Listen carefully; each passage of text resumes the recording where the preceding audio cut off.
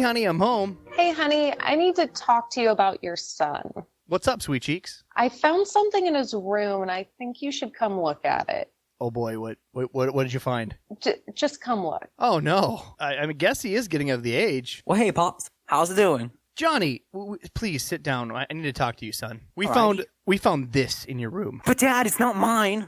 Son, you're getting of age. I thought we raised you better than this. They're not mine, I swear. I'm holding on for a friend. Son, we understand that getting to this age, there's only one thing on a young man's mind, and that's starting a shrimp tank. We just worry that you might be exposing yourself to all kinds of diseases by ordering from those other guys. I mean, this is a Shrimp Shack household. You should be ordering shrimp from Joe with promo code Aquarium Guys at checkout to save 15%, just like we taught you. I'm so disappointed. JoeShrimpShack.com.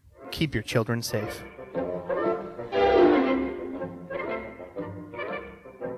Also, don't forget about our friends at the Ohio Fish Rescue.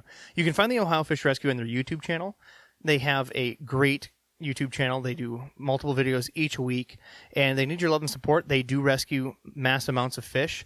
Again, Ohio Fish Rescue, they have their Patreon and donations right on the YouTube page. Hey guys, just a reminder, we have the results for the Tandon Aquatics giveaway. Congratulations to Dale Duvall. We'll be taking home his very own custom tailored Enigma pet for a $60 value, courtesy of Scott Fellman and our friends over at TandonAquatics.com. All right, guys, let's kick that podcast. Welcome to the Aquarium Guys podcast with your hosts, Jim Colby and Rob Zolson.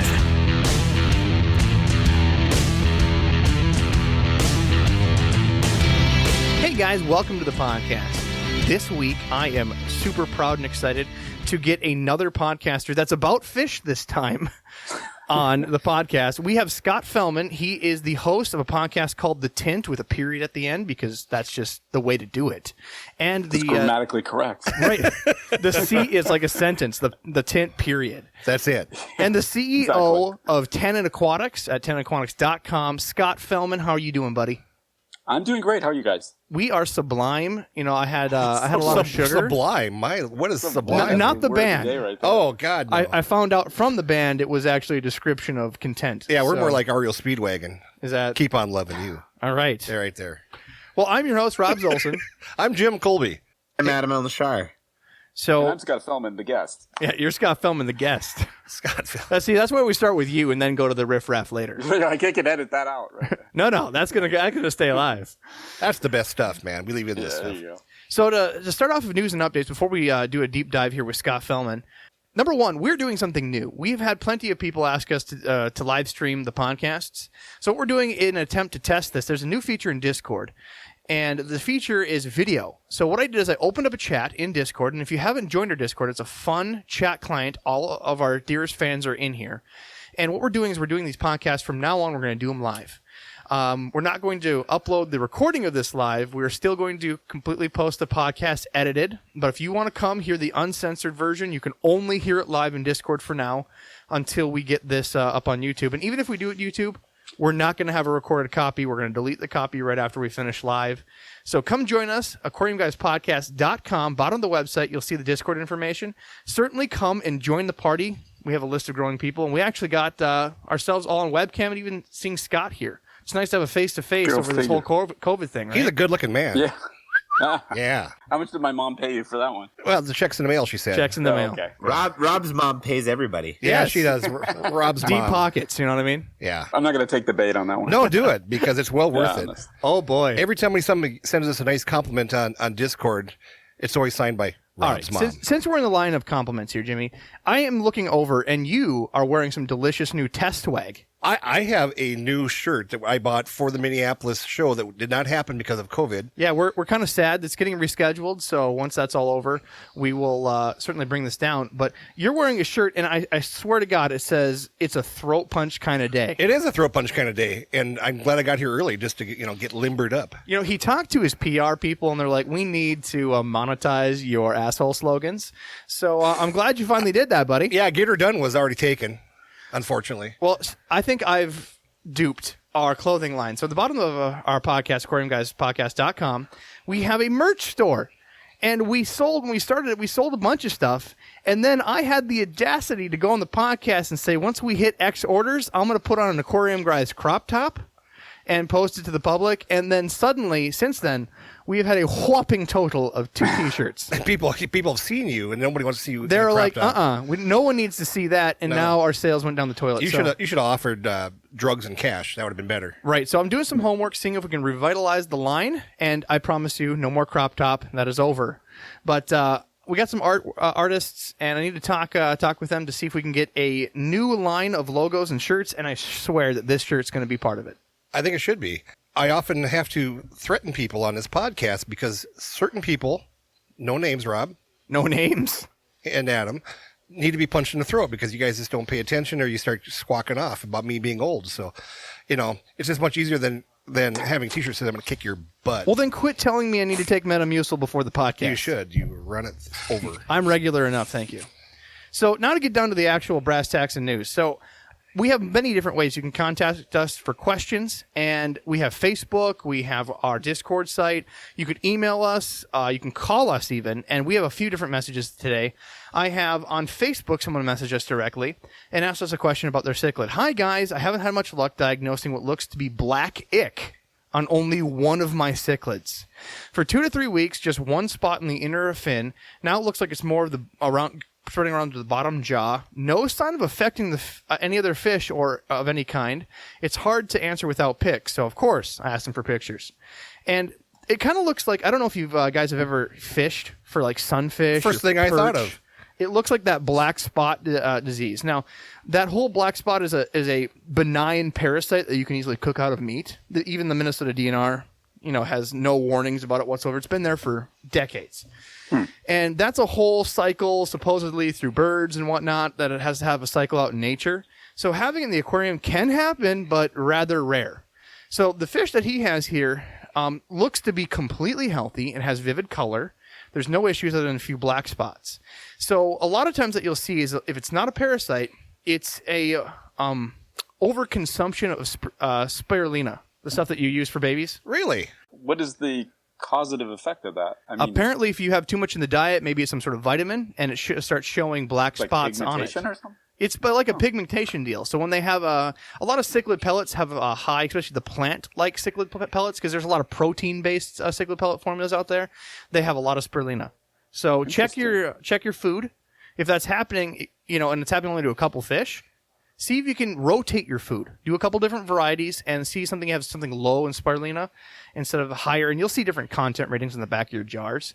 That's my best guess as to this. It looks exactly like that symptom. Again, the fish is normal, happy, healthy, and eating. So, yeah, check the back of your can, ladies and gentlemen. I was going to say that the first thing when you said about the parasites, and I remember as a child back in the 1800s that my dad would say that those fish have worms. 1700s. Yeah, there you go. Okay, who's getting punched in the throat now, Adam? It's T-shirt time, baby. T-shirt time. But my dad used to tell me that, those fish have worms and throw them back. It was always during the dead of heat of summer, like end of July when it was really hot, August. So I don't know. I've never heard it, never seen it, but I mean, the only other thing you could do is maybe add some salt to it, throw it in a frying pan, eat it. I mean, you live your dream. Eating your cichlid. There you go. I've had reptiles. I like I've had reptiles with subcutaneous worms. I wonder if you ate them before. That kind of makes me wonder now. No. All right, if you say if so. I did. No. Although, if you want a fast weight loss thing, hit me up after the show and I'll... eat worms. There you go. So, again, thank you for that question. I'll do your first name, Jameson. We really appreciate stuff like this. And, again, if you guys got your questions, message us in. I have a little bit of news. I've been in contact for a while with Seagrass Farms, and due to this, down slump of orders, I got the president of Seagrass to agree to get their ichthyologist. It's who they use for disease and infections at Seagrass. It's their head guy they've had there for probably over 20 years. They're vet on staff, yep. So we're going to get some information on that. And what we want to do is have a recurring segment in the Aquarium Guys podcast called Dr. Fish. Essentially, it will be every so often, maybe once a month, maybe twice a month, maybe less. We don't know exactly the rotation, but we want them on a regular basis to answer fish health and aquarium questions.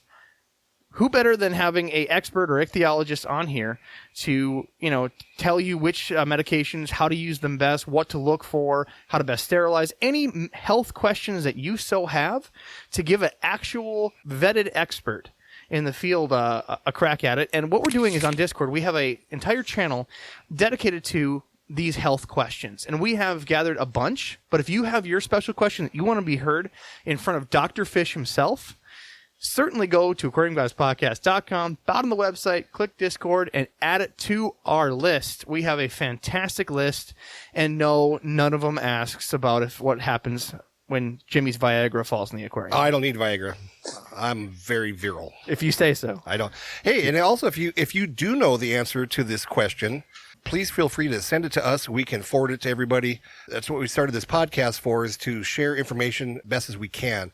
So if you out there know about these black spots on this cichlid, let us know.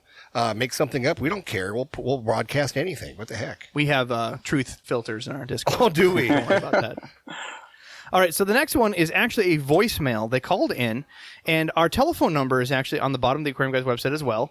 What it is, it's a voicemail where people can call in and leave an audio question. Yeah. Now, this hasn't been utilized a lot. Some podcasts are strictly, live air questions. We prefer the recorded. We get them on voicemails occasionally. Some of them come in too broken to play in the podcast. We got one that was particularly weird, and it's more of a statement than it is a question. Someone apparently is a diehard fan of Adam. Adam, yeah, and I think this is very flattering. If you ask me, we got no name on it. Without further ado, here is that voicemail. I never knew that a Minnesota accent could be so sexy until I heard Adam's voice.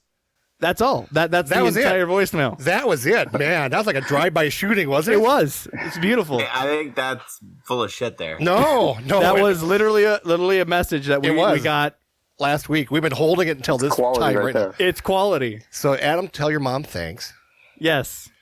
And your Minnesota accent is so sexy. So I gotta play Sublime, it. as you would say. I gotta play it one more time. Ready? Oh, do it. I never knew that a Minnesota accent could be so sexy until I heard Adam's voice. Oh my God. See, I wish Adam's webcam was working right now, because I just figured that, sexy brown face of his all red will be all beat red by now. You know what I mean? So I'm just saying that Adam's got a fan out there. We know that Jim has hardcore fans. He's got this big fan base. I call him Arnold Schwarzenegger in Discord. Now we got people calling in saying that Adam's voice is super, super sexy, and clearly they do it for him. No, it's so sexy. Where's my fans? Where's the Rob's love? All right, call in. Let you know how much you hate me, love me. I feel a little out of the loop here. Oh. Must be nice, gentlemen. It is fun driving the turd wagon, isn't it? It must be nice. So, Adam, what do you have anything to say to your fans out there? Send her back some love, Adam. Do it.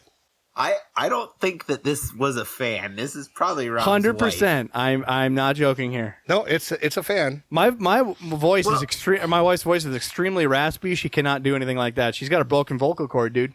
Because I punched her in the throat. Oh. No, I did not punch her in the throat. You set him up for that. Yeah, I know. You did.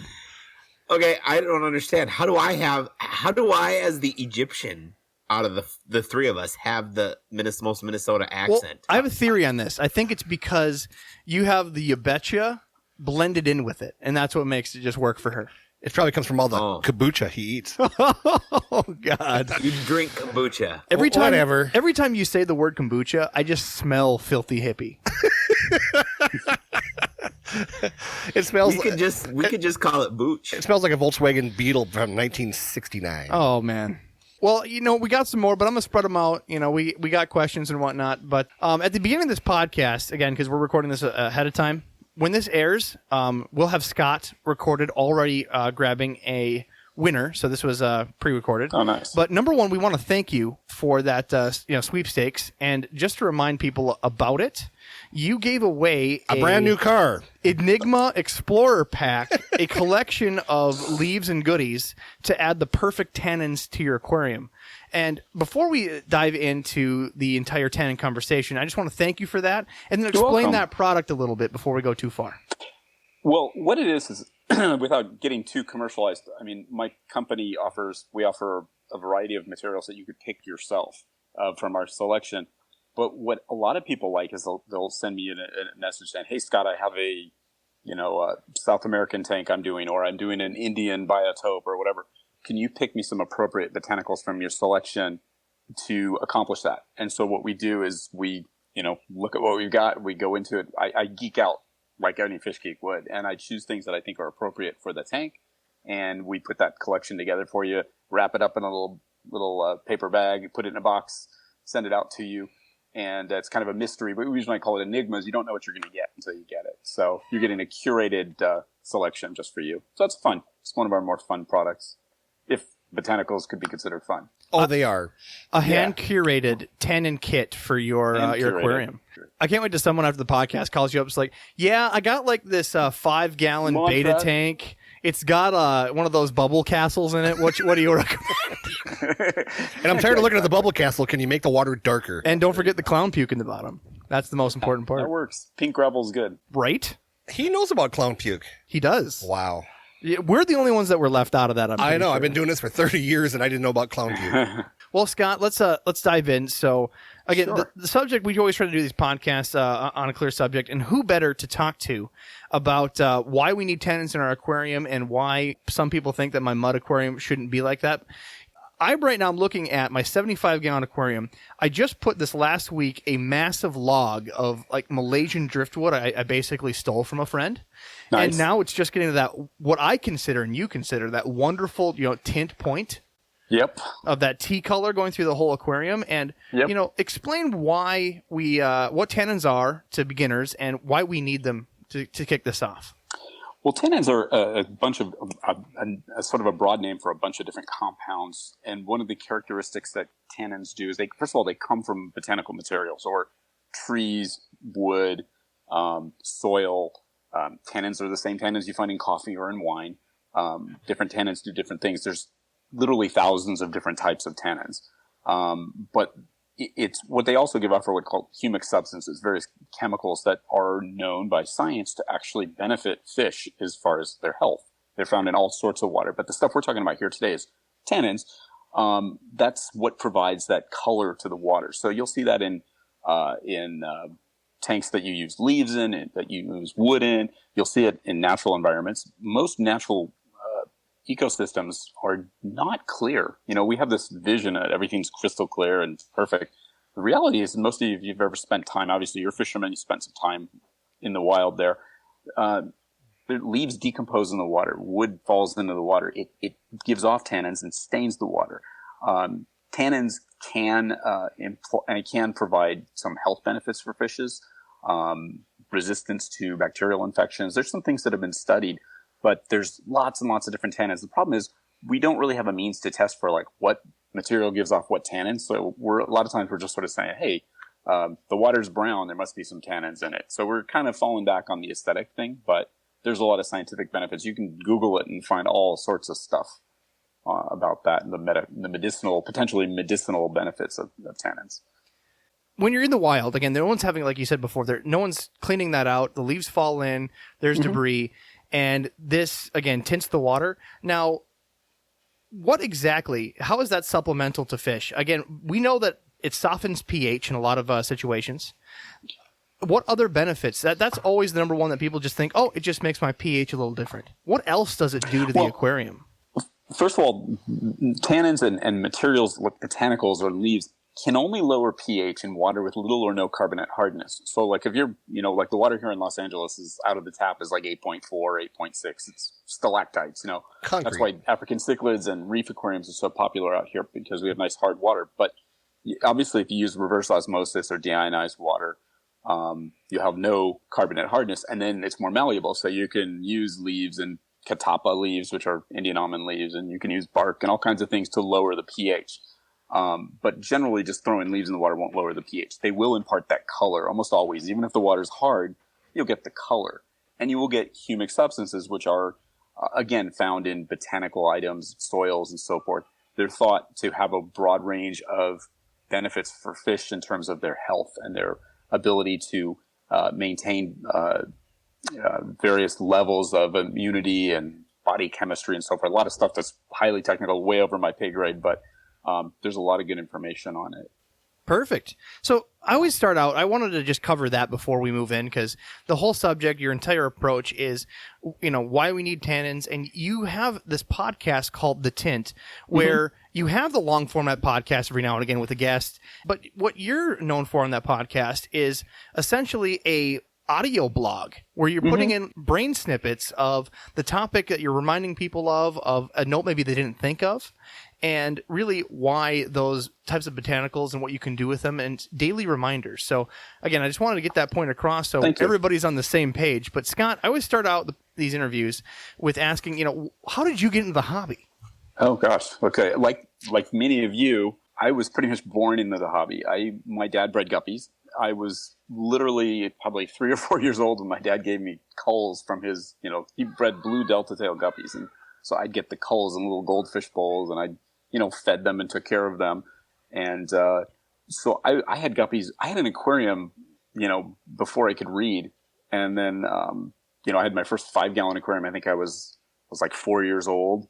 And I've had a tank in one form or another ever since then. Then later on in my early teen years, I got into saltwater, got into reef aquariums. Actually spent a lot of time with reef aquariums, did a lot of writing, was on the lecture tour there, spoke at the Marine Aquarium Conference in North America like 8 times. That's like the Super Bowl of the reef aquarium world. I co-owned a coral propagation and importation company called Unique Corals here in Los Angeles. But always in the back of my mind, I was fascinated by blackwater stuff, by fish. I had South American cichlids, and characins are my favorite. And so I always wanted to do something with this. I always played with killifish, fishes that came from these black waters with all the tinted stuff. And I played and experimented. And then one day I said, you know what? I don't want to propagate coral anymore. And much to all my friends' horror, I sold my interest in that, got out and said, I'm going to start a company that does nothing but sell all this cool stuff that I've been experimenting with for, last 15, 20 years. And so I started a company called Tannin Aquatics, and we've been doing it since 2015. And, it's just been, I try to be like what you guys are, honest, open, fun. I'll tell it like it is. If I don't know something, I don't know it. I try not to BS it because that's not helping anybody, but I am rather opinionated.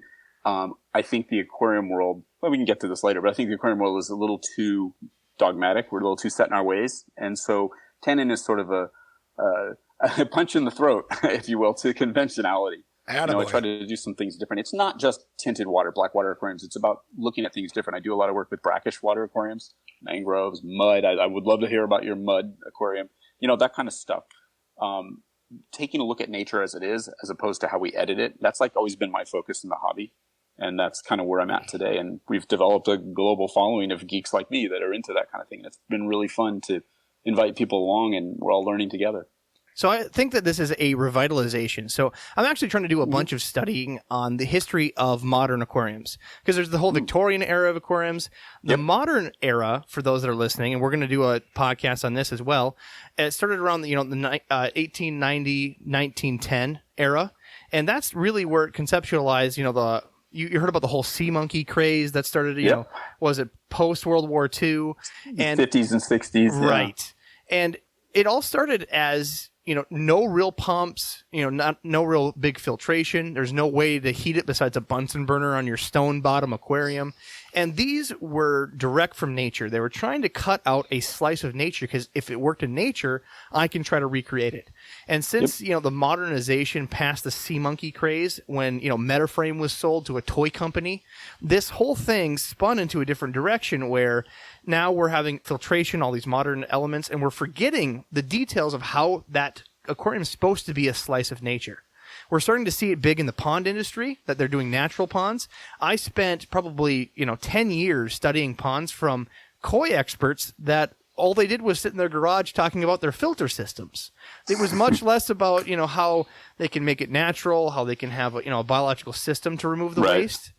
And now, this last decade, we're seeing people really move into the aquascaping, and from that spins off a craze of slicing nature back into your tank. And now these tannin aquariums are becoming more and more prevalent, and you're seeing professional aquascapers really try, instead of trying to make it look like, whatever modern scenario they're going at, as a literal square slice of nature out of the Amazon. It's really breathtaking seeing what they can do with this. I really want to go back to a beginner's perspective. Most of these aquariums, at least they're trying to start just to get tannins in their aquarium because it helps soften the pH, add those botanical elements like you were speaking about before. But I think this starts out with like the cardinal tetra craze, right? You're smiling already. No, I'll go further and say it's more than just the aesthetics. I mean, that's the thing. A lot of people are drawn to for a long time, people thought black water or tinted water was like, oh, your tank's dirty. Like, I had an aquarium in my office at my coral facility, and it was a black water aquarium. I mean, you can't get any more opposite of a reef tank than that, but I had one. And people would come in and say, dude, when was the last time you changed your filter? People don't understand. And I'm like, no, that's what it's supposed to look like. And so, check the tea bag in the back, guys. Yeah, suck it. What's all that crap on the bottom? Like, it's leaves. And then after a while, people would start looking at it, and they'd be either mesmerized or they go, oh, your tank looks like shit. But, I mean, people would figure it out. And if you go and look at natural aquatic habitats like you're talking about, they're not clean and neat and orderly. And I have a lot of problems with modern aquascaping as the pinnacle of what a cool aquarium is. The word nature or natural has been appropriated by a lot of different factions in the hobby, and it's become a sort of a catch-all for things.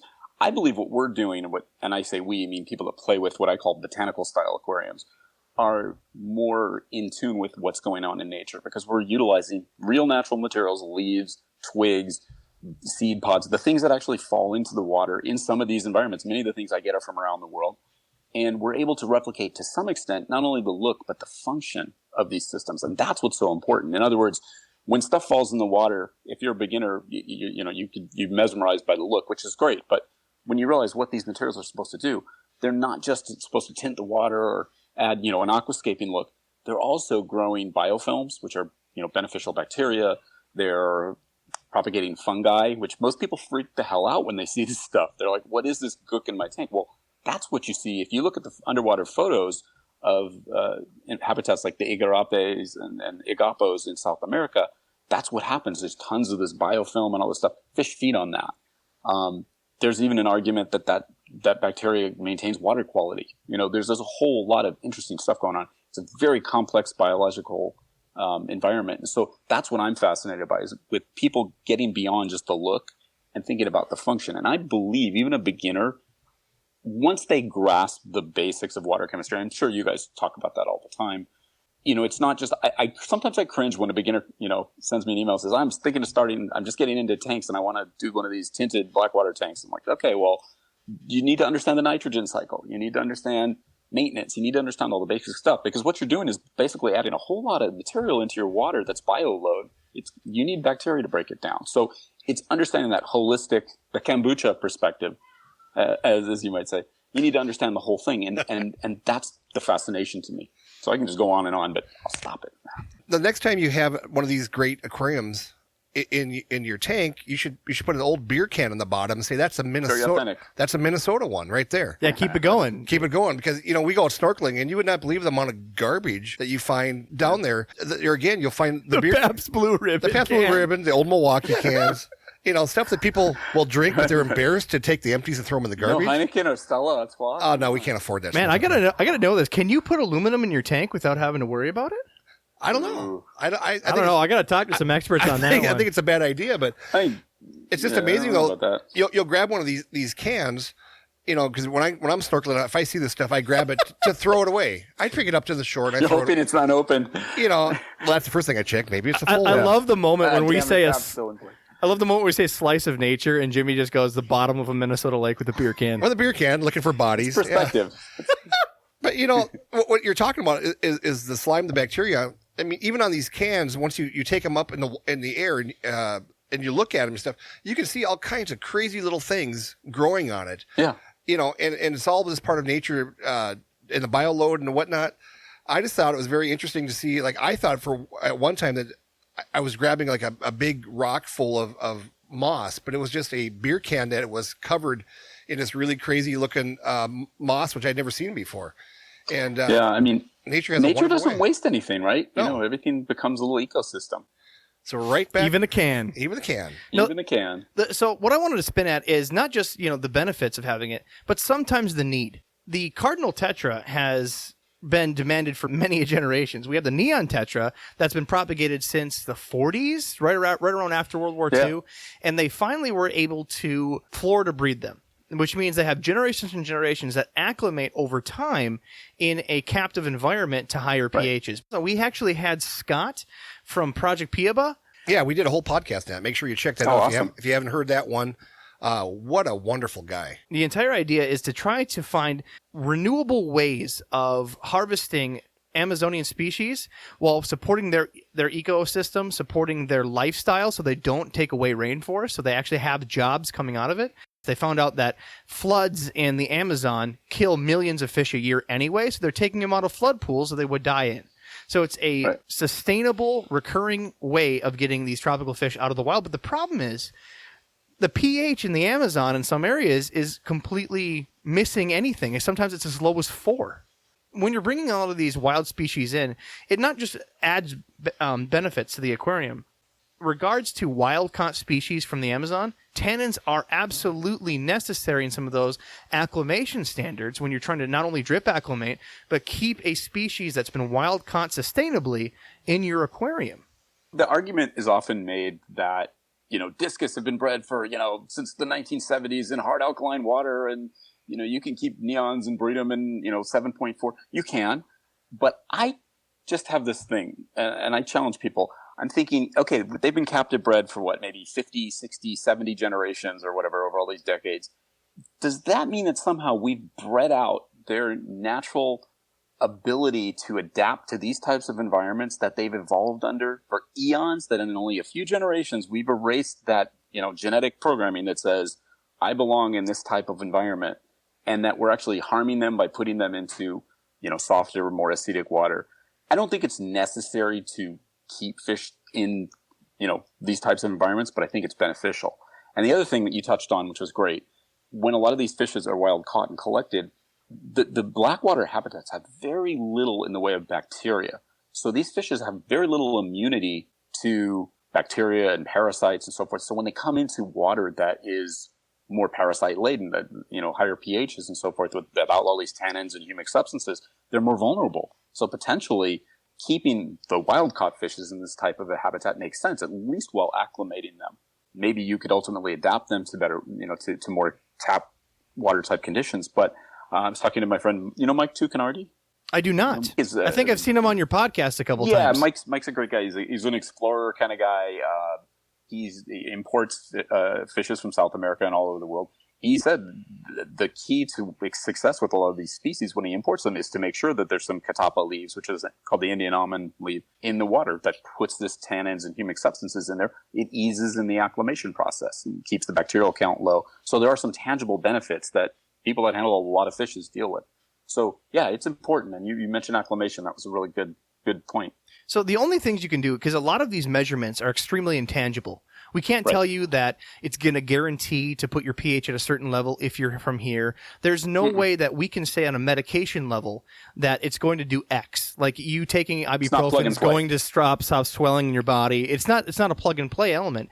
Every scenario is different because everybody's water is different.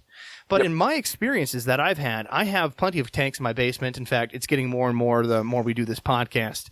And I have purchased, imported in wild-caught species, farm-bred species, and just like you said with the discus especially, I've had discus. I have 2 tanks side-by-side, a 125 and a 75 both planted, both same temperature, both same time we do the water change of the same tap, the same sand bottom elements. I try to keep them similar. One of them has an epic amount of tannins, the other one doesn't. And, of course, the one with missing tannins, the discus actually have issues, and I've had not disease, but a condition that discus get where they go dark and then just eventually die. It's like a stress. It's like a stress reaction. It's like a stress reaction in that other tank where they just crap out. I actually moved one of them. I have one discus that was rescued. It was a cull. It's got a bent spine. It's beautiful discus, but moved it into my tank. And it's the only thing I can keep it in. It's almost like it has to have tannins because again, same temperature, same water, both planted. It's just crazy. Were they captive bred or wild caught? Do you know? These I'm assuming were actually captive bred. These are captive bred, and they were. We've had wild, but I just don't think we've bred out the innate need for a certain type of habitat for these fishes, whether it's a physical habitat or a chemical habitat. So I think there's some important things. Of course, you can keep them in all kinds of water. Fishes are very adaptable. I saw that with marine fishes and corals. I mean, we used to get corals that would come in water that was so contaminated and cold because it sat in the airport for hours and hours. You think, how could this be? Life is surprisingly tenacious. Fishes, aquatic life are, but they do better in an environment that's more similar to what they evolved under. That's my position. That's my opinion. And I just think it's worth experimenting with that. And I think that's something that we're starting to see more of. It's beyond just the aesthetics. It's the function. So there's some questions that, of course, we have to go over. Number one is we got to talk about, beginners. How do I get started?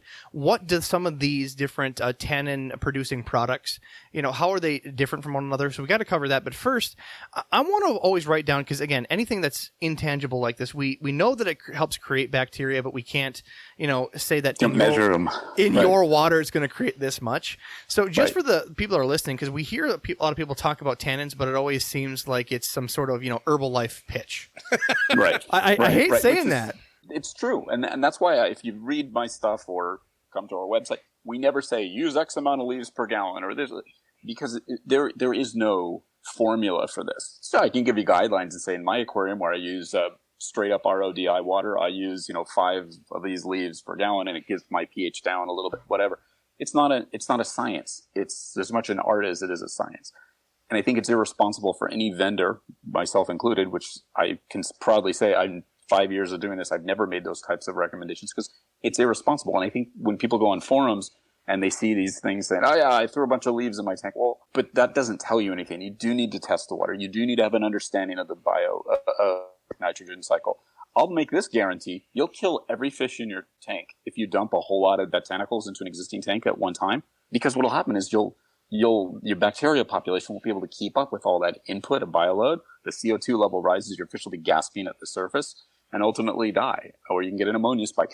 It's common sense as much as anything else. So it is as much an art as it is a science. And for beginners, again, the thing I stress in us is that you need to do the homework. And this is something I have, maybe you guys are the same way. There's so many good resources out there. Your podcast, this forum, all kinds of forums. There's a lot of junk out there too, but there's a lot of good information if you're willing to deep dive.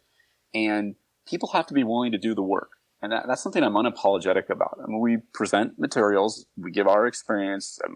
I have literally hundreds of blogs about all the things you can do and the good, the bad, the ugly of working with botanicals. But I lay it out there and say at the end of the day, it's your call in how you manage an aquarium. Because you could do everything that I say and still kill your fish if you don't follow the basic tenets of aquarium keeping. With anything, saltwater. I saw tons of people buy reeds. I had a guy this is the true story. He would buy coral after coral from us and he would constantly ask for replacements. And I couldn't figure out why. Finally, I called him up. I said, dude, every time you place an order, you're killing coral. What are you doing? He's like, I don't know. Maybe my clown loach is picking on them. I'm like, what? He was putting them in a freshwater tank. Oh, God. That's a spendy bill there. I'm like, I can feel your butthole pucker there, Jimmy. Man, I just fell off the turd wagon. Yeah, that's a turd wagon guy. But I mean, people, you have to take responsibility. And that's in anything in the hobby. I mean, whether you're keeping betas, whether you're keeping discus, cichlids, whatever, there's a lot of common sense that I think people want to, maybe that's the good and the bad of the time we're in, where information is so readily available that they want the easy answer. Sometimes you got to dig for it. The thing I love about what we do in the botanical style aquariums, we don't have all the answers yet.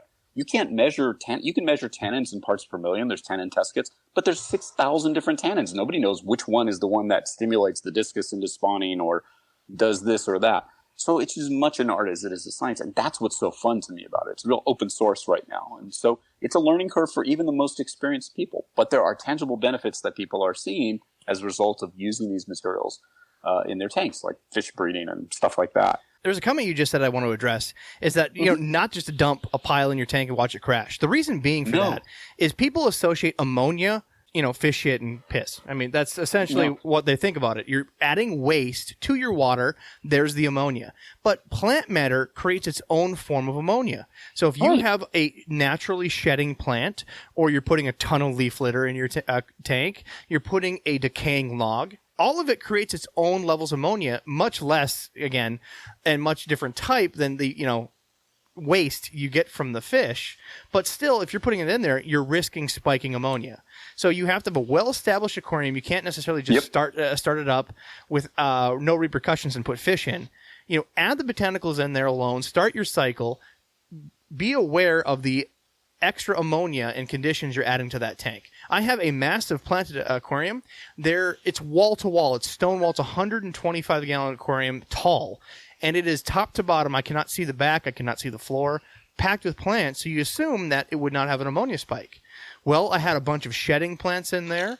I had something was unchecked, and sure enough, my ammonia spiked in that big of a planted aquarium where, some people don't even try to do water changes. So be aware of what you're putting in your aquarium. Yeah. I just wanted to make that point on that one as to why.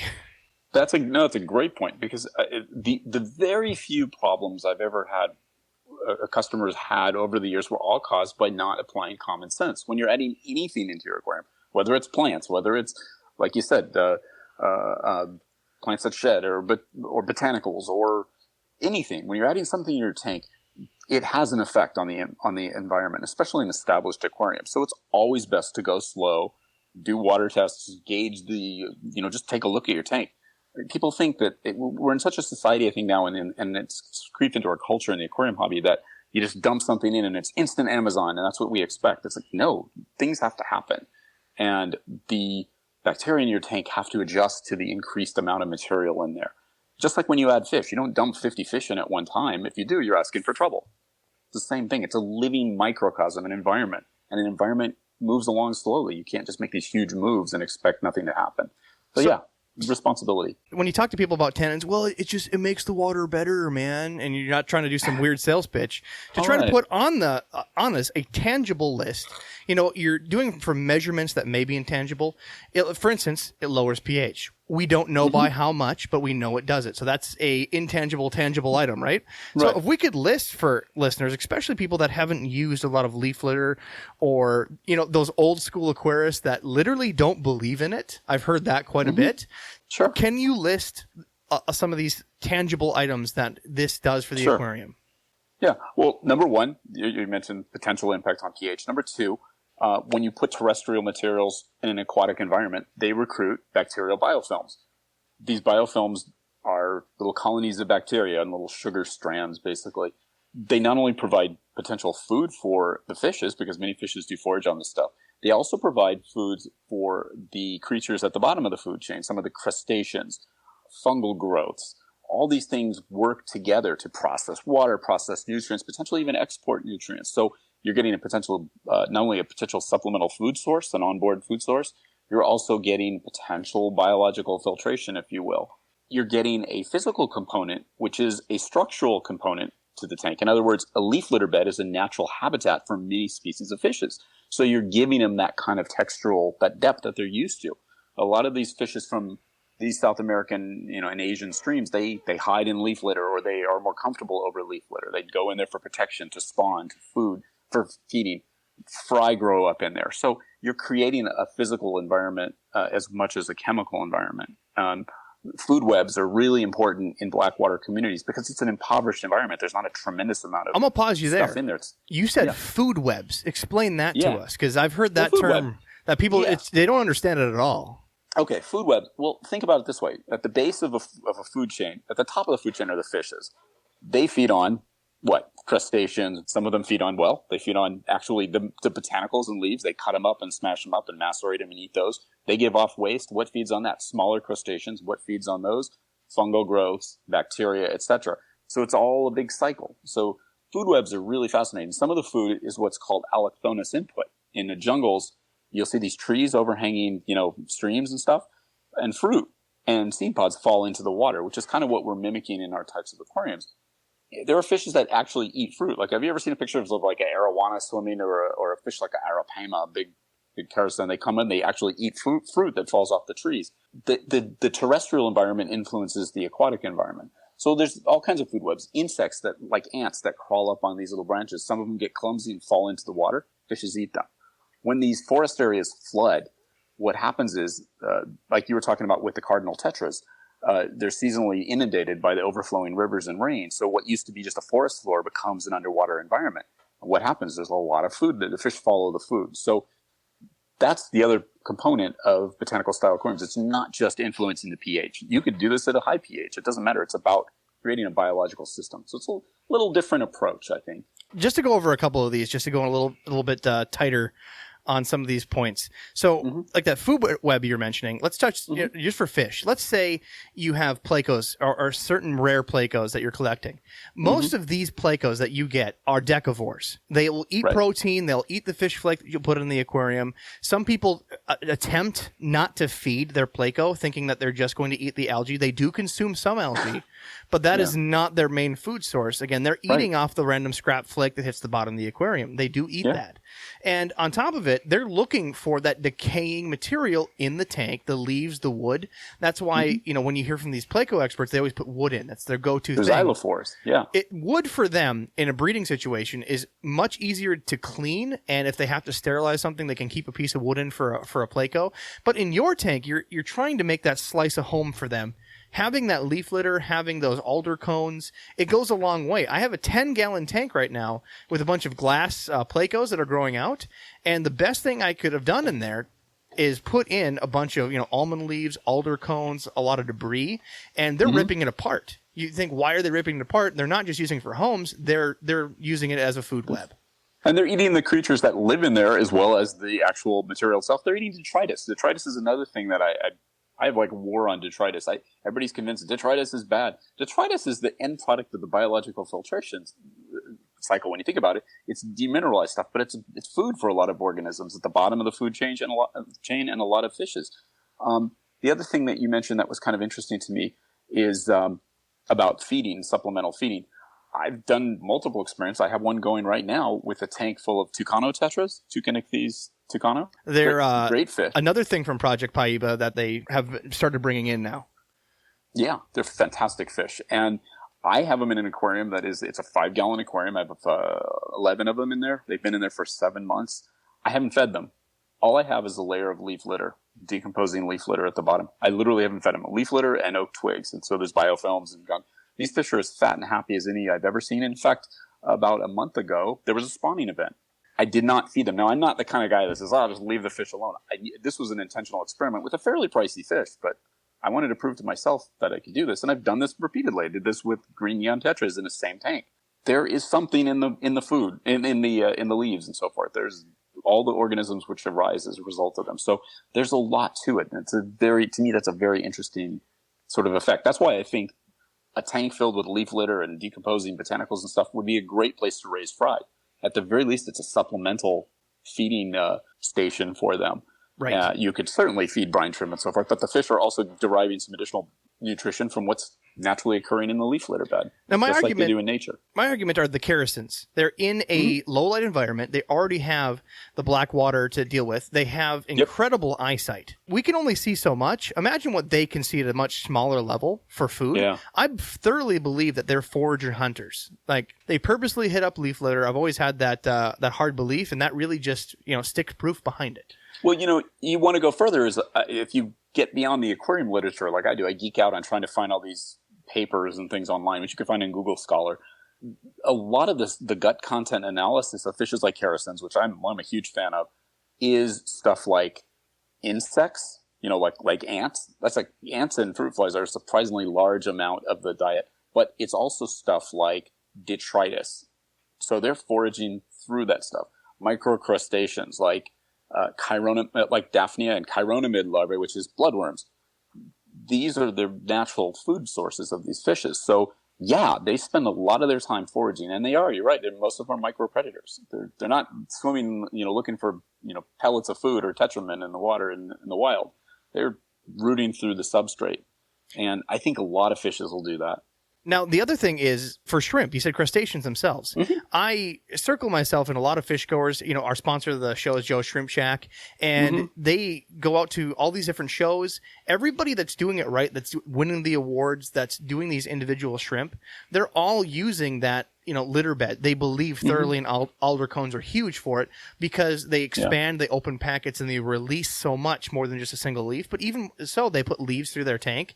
Even Joe, he has his main display cases, and he'll feed them once a week sometimes. He'll go on vacation because there's plenty of, like you said, detritus, and they're eating away on these leaves. So he's just got to make sure they have a recurring layer of this decaying material in these 2.5 gallon tanks. It's not much. It's just a sponge filter, no heater, with a bunch of litter and plants. It's a crazy concept.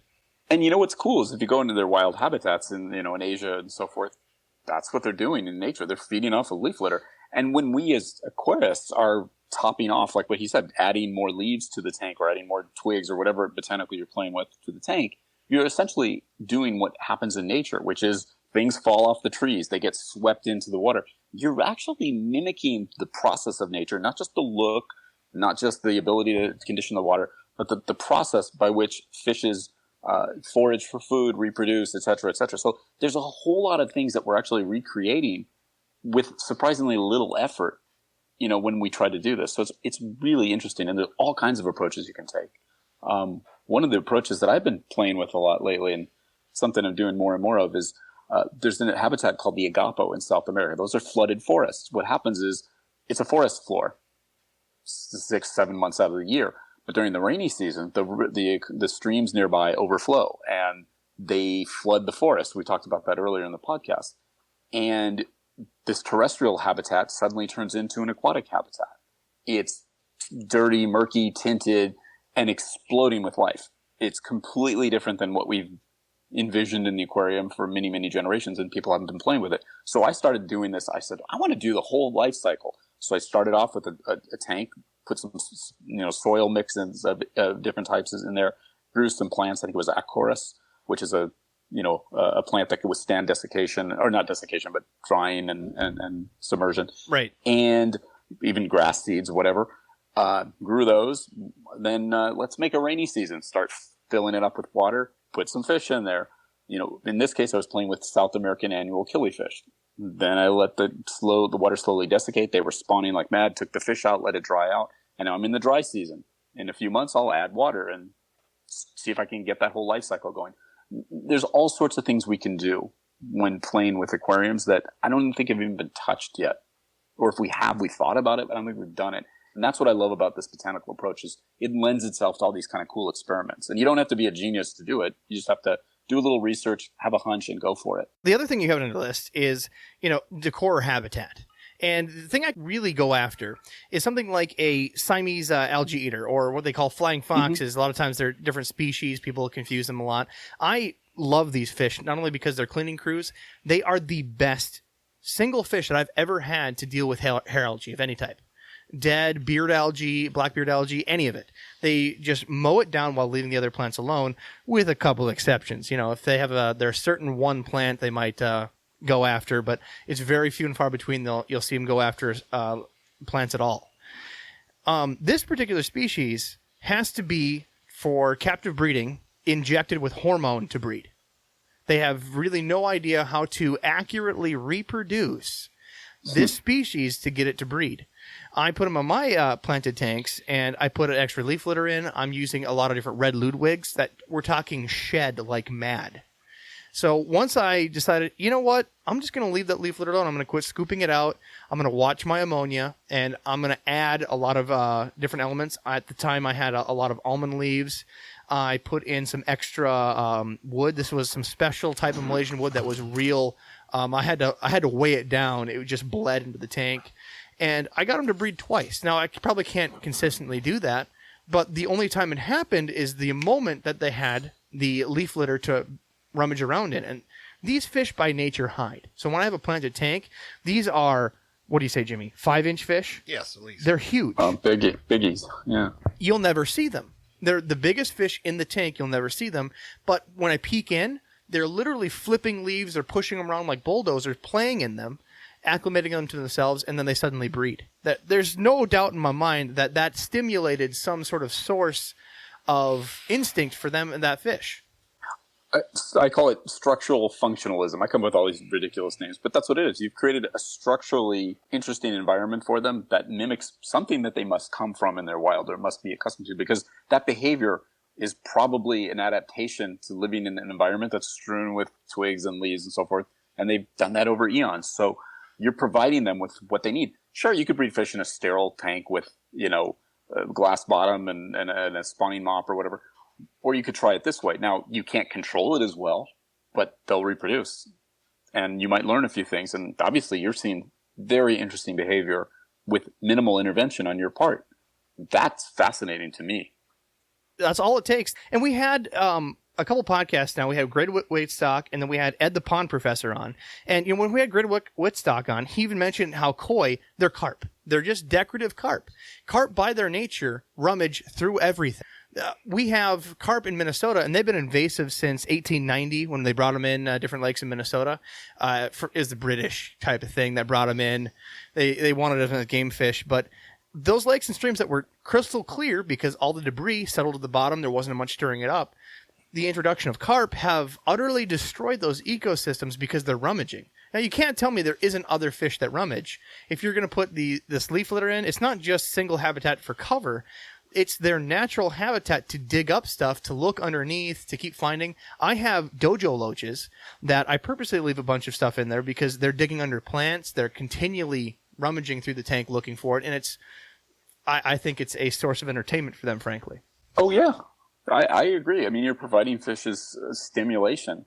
Fish are social animals. Some are shoaling animals. Some are territorial. And by giving them those natural types of barriers and natural types of hiding places, there's so much that we can do beyond just aquascaping. I mean, this gets into a whole different thing, that another topic for another time. But aquascaping to me is more than simulating a mountain range underwater or a underwater Middle Earth forest or whatever. It's looking at nature as it really is and saying, how could I reproduce this in my aquarium? Granted, growing plants is something that happens in the wild, but the wild is more than crystal clear water, symmetrical, plants and rocks spaced just perfectly in golden ratios. It's also about randomness. It's about turbidity. It's about things that benefit the fish. Fish live in an area because the environment provides them what they're looking for. It's not vice versa. Plants don't grow to make the fish come to them. The fish come to the plants because there's benefits they're deriving from living there, like you mentioned, foraging and stuff. So it's an interesting way when you look at it from that perspective. And I think that's as much as anything we're about as it is just, throwing leaves and twigs into an aquarium too. I think it's a whole approach, a whole philosophy. Just to recap on the again, these are broad spectrum points. Lowers pH naturally. It's bacteria that causes its own biological filter, or at least boosts the one you have because you're adding more food to the system to create new types of bacteria. You're having that food web that we spoke of, not only just for the fish species like plecos and whatnot, a decavore, but also for other species such as shrimp or even, the microbiological material that fish feed on. Then, decor and habitat. Is there anything else that we're missing as a core point? Besides looking cool with a tea tank? No, I think one of the benefits that we're looking at is it gives us an appreciation for the wild habitats that fishes come from. And when we understand it, when we understand that environment and how it functions, we also can tell other people about it. And that puts awareness into the public's mind. And we protect what we love, right, and what we understand. So a lot of these environments that our tropical fish come from are critically endangered by man's encroachment in, dams and mining and forestry and so forth. So when we understand how incredibly rare these habitats really are and how amazing that they evolved the way they did, we can learn a lot about how to protect them, and at least we can have an understanding of the threats they face and the challenges that they face. So there's an educational component too. I think that is a core point of this, understanding the wild habitat as it really is. I think that's really important. So I'm going to get in touch with my hippie self, and I want you guys to call me out on this, all right? I'm getting a little deep here. I'm not drinking kombucha. I won't go that far. I have a firm belief, an unsubstantiated belief that I'd love, some scientists to prove me wrong or right on. I have a firm belief that as your stomach has probiotics to digest your food, that this is the element for probiotics for a tank, meaning that it not only does all these benefits, but that bacteria is one of the best sources to fight off any type of disease. Mm-hmm. I have a firm belief in this, that 2 pieces of the recipe that I've felt for years is decaying plant matter for tannins in the water. If you have tannins, you're having the correct food for the correct, what I love to call probiotics in the tank. and salt. People don't use a lot of salt in the tanks, or even small microdosing to add a lot of that to help electrolytes, to ward off disease. Some fish thrive in a pinch of salt, not even when they're not brackish. I just think that those two pieces are core for almost any freshwater tank. Unsubstantiated or anecdotal, it doesn't matter. If you're experimenting with them, there's something worth looking at, and these things become substantiated. It wasn't all that long ago that, people said, you can't keep this fish, or you can't keep that fish, or you can't keep this alive, or look what's happened. Look where we are now from where we were 50 years ago, and the things that we're doing, the fish that we're breeding and so forth. It's all because somebody had an idea and went for it, Somebody tried something a little different, maybe got a little criticism, the status quo got shaken up a little bit. We have to investigate these new things. Again, my personal frustration with this shallow interpretation of nature, they're doing a lot of good because they're getting people excited about the hobby, but they're not really calling attention to nature as it is. And that's the thing that drives me crazy, because nature as it is every bit as fascinating and beautiful as a beautifully manicured, beautifully set up aquarium. I think we can do better. And I think we can take that same talent and try some different things with it. So now for the listeners that are beginners, because again, we need to cater to those audience. Yes, if they're just like tannins, I want to give this a try. You hippies talked me into it. Let's what does it take? I'm going to start somewhere, right? I got to go research on my own. Again, that was prevalent that you need to go do your own research. But if I'm going to get started, of course, we told them about that like Enigma pack. But what's the best elements to get started with the tank? The common things that we see, are like the almond leaves, alder cones. I mean, clearly you have a labyrinth of stuff on your website. Yeah, what do you recommend to get started, and what pieces and why? Of actual product, whether you get it from me or somebody else out there that ends up, I would probably start, depending on the size of your tank, I would start with some basic leaves like catappa, Indian almond leaves. I would maybe look at guava leaves. I'd look at, if you want to collect your own, go collect some oak leaves or some magnolia leaves. Leaves, I think, are really a great place to start when you're playing with botanicals, because it introduces you to all the things that happen. Things break down, things recruit biofilms. They can affect the pH and the TDS in the water. So I think leaves are a good starting point. I would start with just about any leaf. I would start with maybe some twigs. I would start with some of the harder seed pods. Like there's a pod called Cariniana. It comes from a tree in the Amazon. And it's hollow on one end. It looks like a little, like a pickle almost, but it's hollow on one end. And Pistogramma love to go into them, and catfish like to hide in them. Those are fun. They're decorative, and they're also interesting. They don't impart a lot of tannins into the water, but that's not the point. They're a structural piece. You could experiment with catappa bark or mangrove bark, all kinds of things that affect not only the water chemistry, but provide that structural benefit and recruit biofilms, et cetera, all the same themes over and over and over again. But those are good starting points for me. You could try just about anything. I mean, you could do all kinds of different things and not really go wrong if you go slowly, use some common sense. But I think leaves are a great way to start. It's a good way to introduce you. You may not like the look. You may put it in there and say, I don't like things blowing around in my tank. I don't like the way they crumble over time or whatever. And this may not be for you, and I get it. It's not everybody's cup of tea. It's not everybody's idea of beauty, but I would go with leaves because you could easily siphon them out of your tank if you don't like the look and they start breaking down and making a mess that you're not a big fan of. I leave them in there till they break down, but some people don't like that look. I leave them in there until there's just a stem left. Why not, right? That's just because I don't want to get it sucked up in the pipe. You're right. I got a quick question for you, Scott. Is there anything that you would consider too dark? I'll give you, for instance, here. How black do you like your coffee? Yeah. Right. I had a 90-gallon cube tank, which I just sold to Rob here not too long ago. Kept a lot of discus in there. My wife loves discus. We had one beautiful piece of driftwood in there, and that thing leached and leached and leached for 5-6 years. And finally, our friend Ty came over and said, why is it so dark in there? And I go, this thing's been leaching for the last 5 years. And he goes, well, there's your problem. You got a bristlenose pleco. Once I took the bristlenose pleco out, he quit chewing on it. And then all of a sudden, the water cleared up a little bit. Yeah. I mean, is there a point where you go, this is too dark, I have to buy a seeing eye dog for these fish? I mean, fish are accustomed to murky waterways and dark, water. The too dark is really an objective. It's not really I don't think there's an environmental issue with water being too dark. I think it's more of an aesthetic thing. Right. It's like how big is too big a tank? I mean, when you have weather patterns forming in your living room because you have a 200-gallon tank, that's too big for you.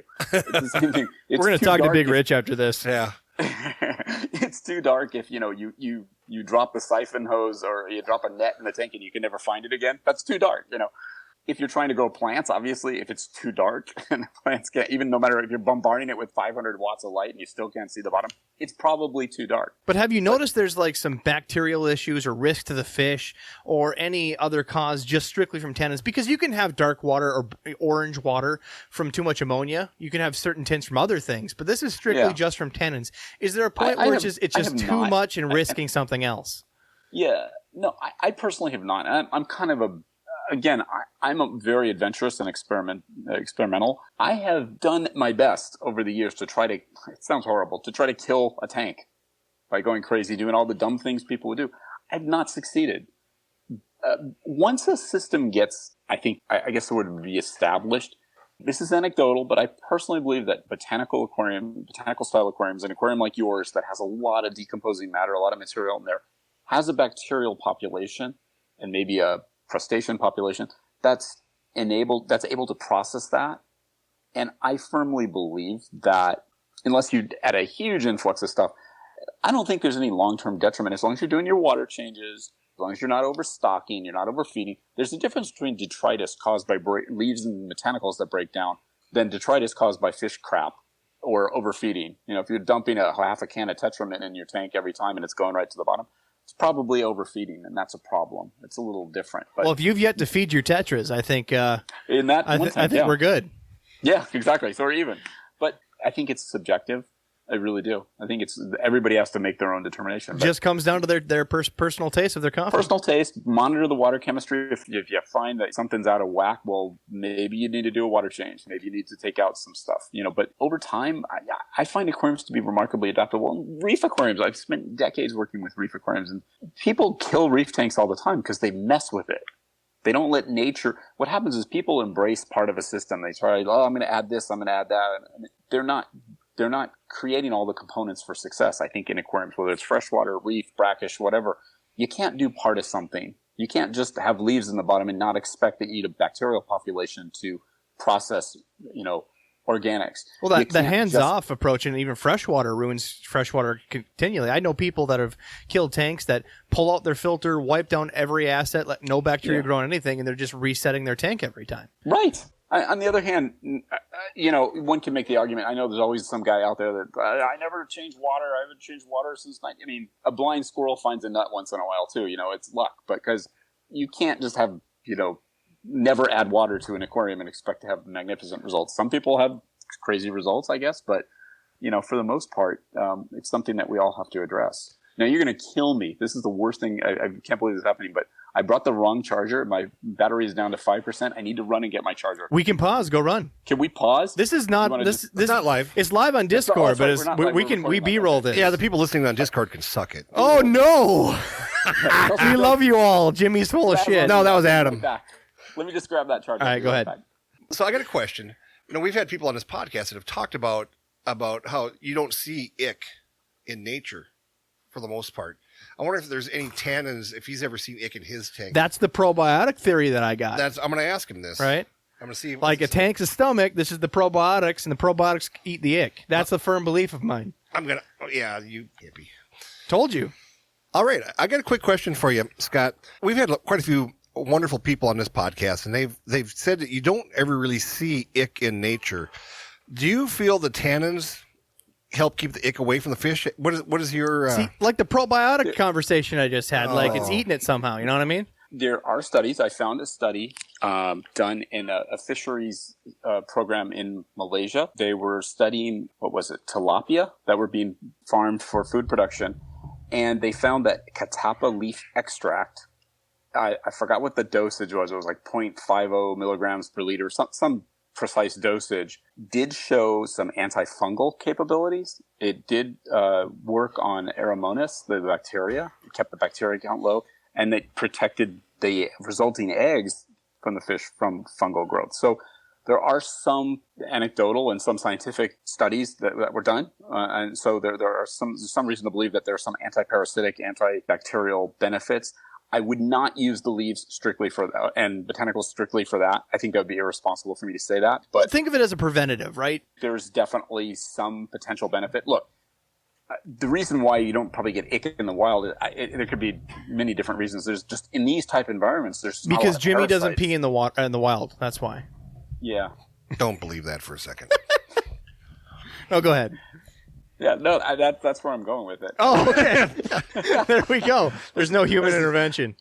As I remember, someone once told me, don't drink in the water. Fish pee in it. I mean, who knows what's in water? But bacteria are always present. Parasites are probably always present, but the concentrations are low, and the water's the dissolution of a huge pond or a stream is so great. It's not like an aquarium where they're in the same body of water. But I believe there's some preventative benefits for botanicals. A couple questions that I got down the list. Again, these come up top of my head. Some of them from listeners, because this is actually, you were requested by our fans. Like, I did not know about the Tint. I started listening to the podcast, loving the Tint, and getting kind of deep into it. So I'm happy to have you on the podcast finally. But on here, the question is, when they're preparing these almond leaves, dried versus roasted, because I've literally heard that people bake leaves on purpose. Does that break down the leaf and make it no good? Do you just simply dry them? How are these leaves prepared that, how do you sell? That's a good question. No, that's a fair question. I've never heard of anybody roasting leaves, so I don't know. They might be smoking leaves. Oh, I've heard about roasting leaves a lot, actually. Different. I've heard about people getting roasted from leaves, but that's a different story. That's another podcast. 420 already passed. We missed our opportunity. That's right. Yeah, right, exactly. But no, leaves are collected. I'll tell you how my suppliers collect the leaves for me. They're naturally fallen, usually from plantation-grown trees, and I have a few suppliers throughout the world. Like, for example, one of my guys that I get katapa leaves from in Malaysia and Borneo. They're naturally fallen leaves. He lays them out under a shed and dries them out naturally in the dark, not in the sun. They're air dried, and they get kind of a nice texture, and they're not quite crispy, but they last really nicely. And then we boil them or steep them to soften them so they'll sink, number one. And number two, then that sort of breaks down the dermal layer, the outer layer, and more easily allows it to saturate and release the tannins and so forth. Preparation is a whole art in and of itself. And there's a lot of, in our little community, there's a lot of, a difference of opinion on that. Some people say, I just throw this stuff in. In nature, leaves fall in the water, they're not boiled. Yeah, true. But, you have millions of gallons of water flowing through something. But leaves, it's important when you're using leaves that you're using dried leaves or leaves that have naturally fallen because they've depleted their stores of sugar and other materials that would otherwise add excessive burden to your water quality. So I will be experimenting with fresher leaves because that's something I've always wanted to play with. But right now, no, we use dried leaves, naturally dried leaves. So when you have your suppliers get your leaves and stuff, and they ship you leaves, do you get a lot of crazy looks from my mailman? For your mailman or from the airport or wherever you guys are getting these from? And do you ever just open up a bag, dump it in your lawn, and then make like leaf angels? Yeah, right, exactly. Not with the prices I pay for this stuff. No, but I mean, I went through a fair amount of permitting and, because some of this stuff is agricultural, Department of Agriculture controlled. You have to have permits to import some of it, and some of it. One of the things I've always tried to make sure is that the things that we're getting are sustainably harvested and collected. So for example, the seed pods are not hacked off of, wild old growth jungle trees. They're usually plantation trees. I really got to know my suppliers over the years. And that was really important for me because I like to know who's dealing with it. Like my guy in Borneo, we have a great relationship. I could talk to him on, FaceTime, and he shows me where he's collecting. What do you think of this, Scott? What do you think of that? So it's important to know these people, but, no, I used to get funny looks from all my DHL guy, my FedEx guy. They know, another bag of leaves. One of my guys from India sends them in, they literally sew a bag together. So every time I get it, it's a bag, like a huge bundle that's sewn in muslin. And I have to rip out the seams to get the leaves. It's really a fascinating thing. Other guys just send it in boxes. So yeah, they get some weird looks, but not as much anymore. Now my people know me, so you got to imagine him in a mailbox, just cracking a package open, sniffing it like it's a fine tobacco. I do. I'm just wondering if there's any black Suburbans sitting outside your facility with binoculars, And one time I purchased from a new supplier in Vietnam some kind of weird bark. I learned about it, and then this guy sought me out, and I said, okay, this is cool. So I did the study. I thought I looked, it wasn't on the invasive species list. So I got this bark, got a few pounds of this stuff. It literally looked like something illegal, but it came through. But in the same box, this guy was giving me some bark. It was a catappa bark, and it was confiscated by USDA, which has never happened before, because they said it was wood chips. They didn't quite understand what it was, and this guy didn't fill out the customs form properly. So you have to know your supplier. So you do get occasional weird things, but it's interesting. My mail is never dull. There's always something interesting. And he doesn't deal with Schmelta Airlines, I guess. Schmelta Airlines probably won't exist after this. A lot of airlines won't, unfortunately. And it's funny because the COVID thing has affected my overseas suppliers too. Because India was shut down they're still shut down for a month. They can't do much. Malaysia has issues. Thailand I think is just opening up again, but some of these guys couldn't ship stuff. So I try to stock up on supplies, and I'm glad I do, because people they still play with their hobbies even in the lockdown. So. Yeah, we purchase a lot of stuff from Seagrass Farms. I've been on the phone with them. Right now all their shipping is UPS. So they're the biggest shipper in the state of Florida. That's who introduced me to leaves and stuff. My salesperson Julie had said, try these almond leaves, try this, try that. And I've just had wonderful success with them and stuff. And now it's to the point where Seagrass Farms has even planted some almond trees on their property, and they're collecting them and stuff too. And she had said what you just said. Filthy hippies. Yeah, you need to pick them up off the ground, and you can't take them off the tree and that sort of thing. And I didn't realize that there'd be that much sugar content in a leaf like that until you just said that. And that's what I love about this podcast is every single time we learn something from somebody that just takes it to a whole new level. And I love this. I swear I'm going to see you smoke oak leaves. I'm going to hit you. I'm going to get oak leaves. I slept through botany class in college, and sometimes I wish I didn't, because there's a lot. I've had to re-educate myself on some of this stuff. But yeah, it's really leaf drop in general. Just natural leaf drop is really fascinating, and how leaf drop occurs in the Amazon, for example. I mean, there's all kinds of stuff that you can learn. But yeah, just the materials themselves are interesting. I love that seagrass is growing their own. That's cool. And in Florida, they have the climate to do it. In California, we grow almonds, but not the Indian almond. Well, I think you got, was it guava leaves?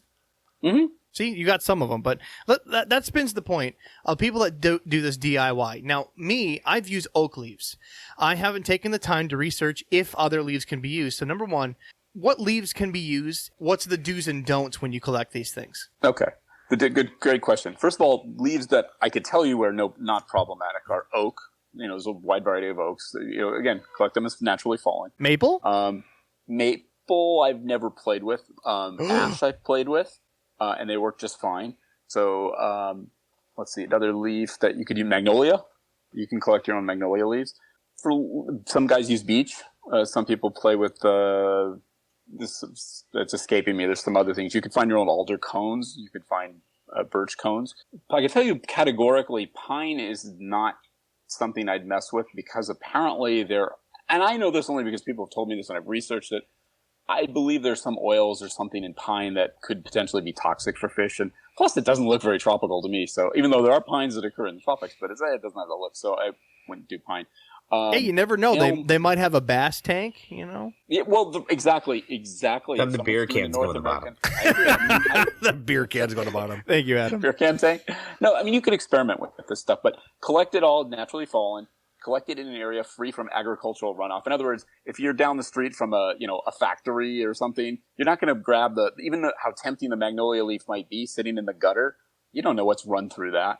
So I would avoid collecting from industrial areas where they're spraying pesticides or herbicides or whatever, agricultural runoff. Common sense, not polluted stuff. But for the most part, if you collect from a nice, clean, open space area, that legally, of course, you're not, trespassing or something, you should do okay with that. So what about barks? Bark's a new one for me. I haven't used a lot of barks. I've used wood with a little bit of bark. I have not experimented with bark. Love bark, particularly catappa bark. There are undoubtedly other types of bark you can use. My experience is with the tropical bark. I haven't tried, oak bark. I haven't tried oak bark, but I don't see why it would be harmful to oak.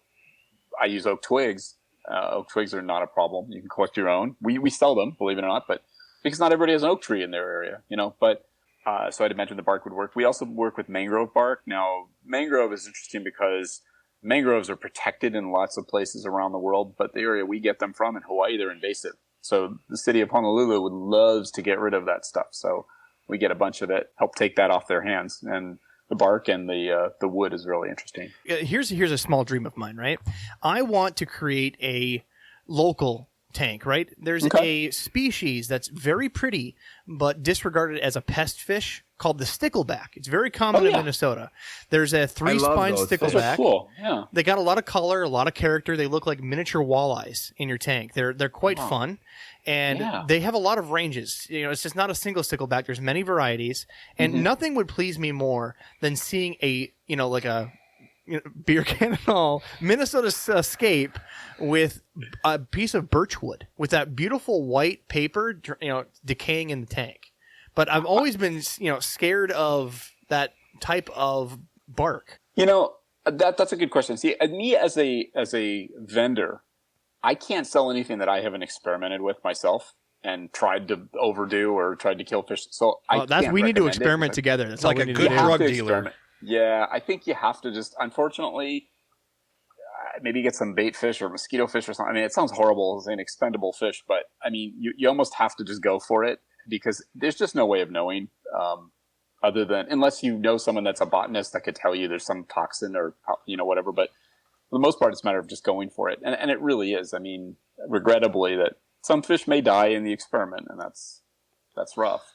I love the little alder cones. And I see people selling like regular pine cones, which to me doesn't seem like that would work very well in your aquarium, but they're selling them online and whatnot. Where do alder cones come from? I mean, we don't see those. The alder tree.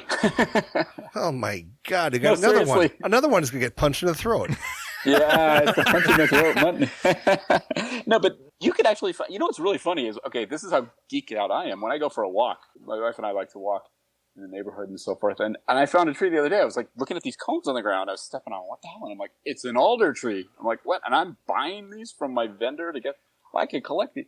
So yeah, you'd be surprised what you could find. I would, pine cones, again, because of the potential for sap or that's what I'm thinking. Whatever, I would be freaked out about it, but maybe they know something I don't. I certainly am not Mr. Botanical. I don't know everything, but I know what works for me, and I do a lot of research. And I had a guy, we sell these things called casuarina cones.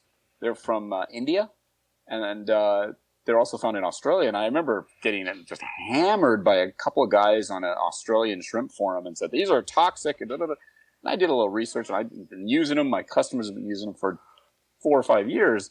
I'm like, they're not toxic.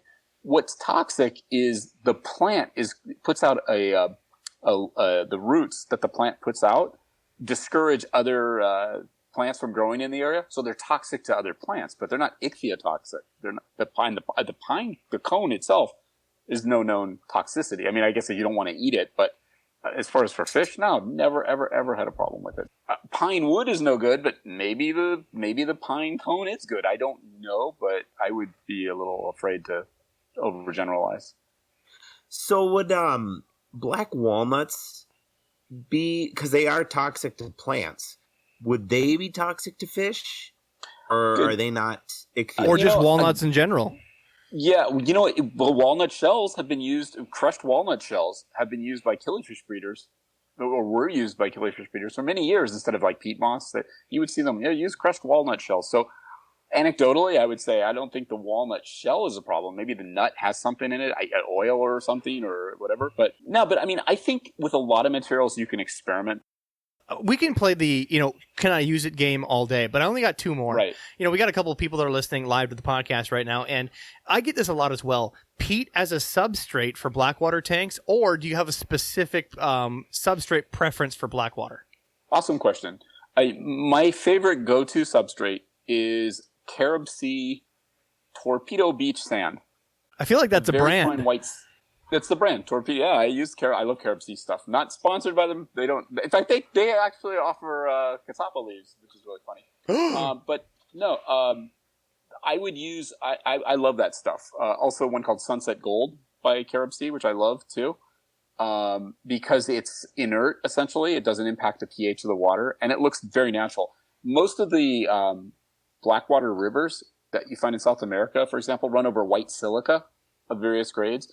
Whereas the flooded forests are soil. So one of the products we're working and coming out with later in the summer is a We're doing an agapo soil and a varzea soil. Those are the two types of forests that flood seasonally in South America. So they're based on what are called podzols, different types of soil.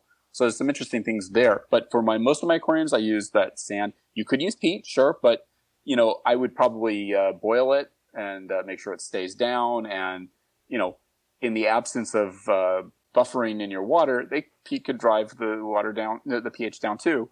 And also, there's the sustainability issue. A lot of people are freaked out about peat. If it's from Canada, Canadian peat is managed sustainably, but peat from other parts of the world is like a finite resource, and it's sometimes pulling from that finite resource, so it could be problematic. Just be careful from your sourcing. Yeah, as my rule of thumb, I always try to do something that's pH neutral. That's always my big thing. Is any substrate I use, if it's pH neutral, don't care. I can look up different brands. I can do pool filter sand. It's just I got to have something pH neutral to start off of. But unless you're trying to get an effect, if you're trying to get yellow, you go for a beer can. You know what I mean? Right. Well, substrate is every bit as fascinating as any other part of the aquarium, and that's why I've done substrates consisting of oak twigs and just leaves and dirt and all mud, and so I think there's a lot to be done there. I think we in the hobby need to do a little more experimenting with that stuff. That's a wide open area.